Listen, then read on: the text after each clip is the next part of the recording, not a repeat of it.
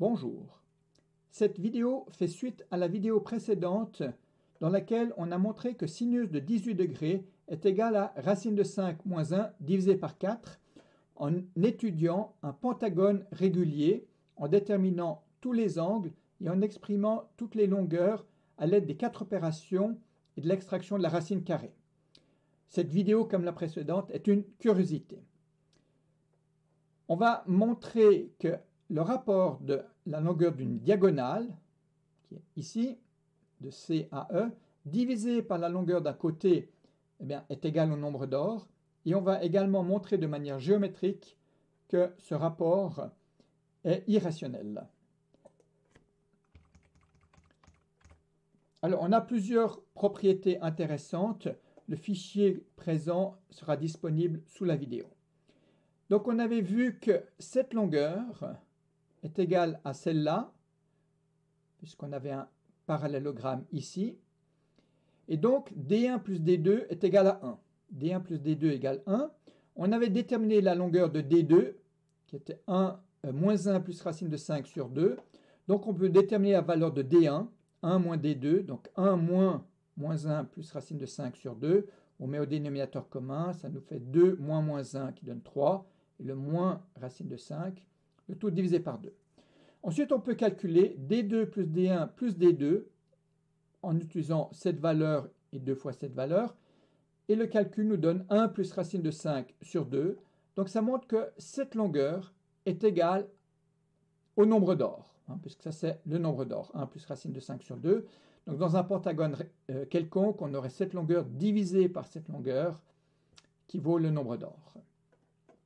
On peut encore faire une petite construction. Si on coupe ici la base en deux, en traçant une hauteur, on a donc l'angle ici de 36 degrés qui serait coupé en deux et on aurait un angle de 18 degrés et ça nous donnerait 1/2 divisé par le nombre d'or. Donc sinus de 18 degrés serait égal à 1/2 divisé par le nombre d'or, donc 1 sur le double du nombre d'or. Une curiosité. Et on aurait que D2 divisé par D1. Alors si on fait le calcul, D2 sur D1, on obtient donc la valeur de D2 qui est ici, divisé par la valeur de D1 qui est ici. Les deux, ils tombent. Il nous reste racine de 5 moins 1 sur 3 moins racine de 5. On multiplie par le conjugué au numérateur et au dénominateur pour faire tomber la racine de 5. On aurait 3 fois 3, 9 moins racine de 5 au carré, donc 5. Au numérateur, on aurait l'expression qui est ici. Quand on multiplie racine de 5 fois racine de 5, ça donnerait 5, moins 3, ce qui ferait 2, divisé par le dénominateur 4. 2 divisé par 4, c'est le 1 sur 2 qu'on a ici. Là, on aurait 3 fois racine de 5, moins 1 fois racine de 5. Il reste 2 fois racine de 5 sur 4, qui nous donne le racine de 5 sur 2. Donc, on retrouve le nombre d'or sur le plus petit pentagone qu'on a là en bas. C'est logique, on a montré de façon générale que cette longueur divisée par celle-là donne le nombre d'or.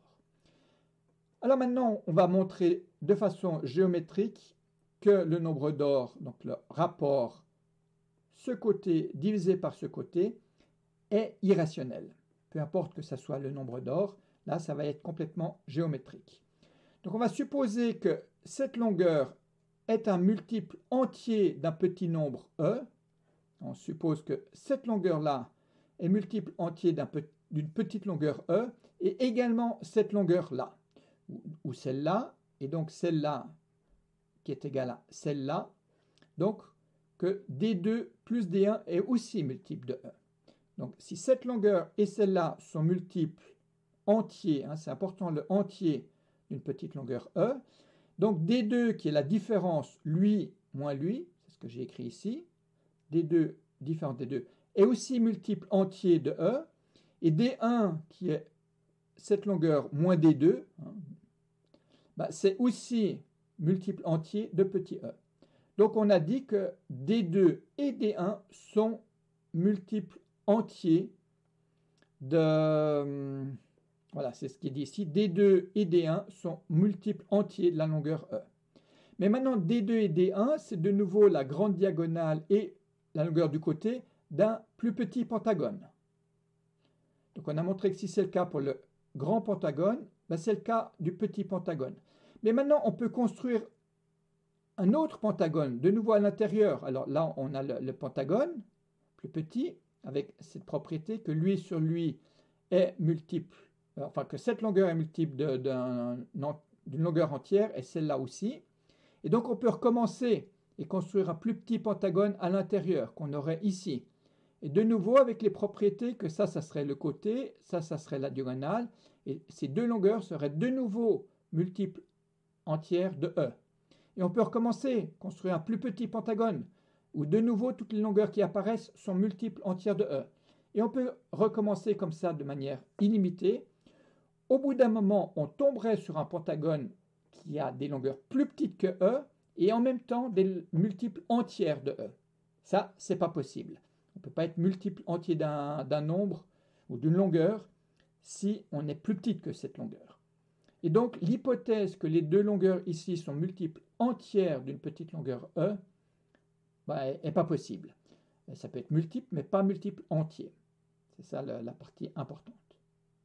Voilà, donc ça montre l'irrationalité du nombre d'or.